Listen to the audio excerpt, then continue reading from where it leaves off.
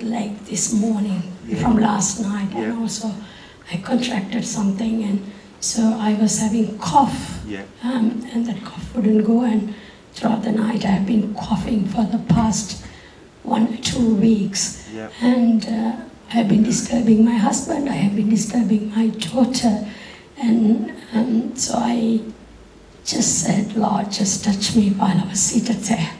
And I said, I shouldn't cough during this service. Please, Lord, help me. And it's gone, and the tingling in my leg is gone.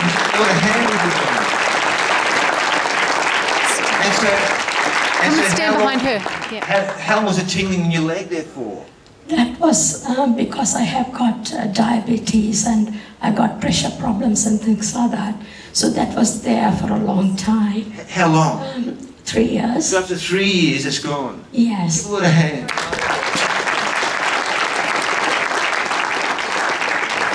Cause it's you who gives me strength.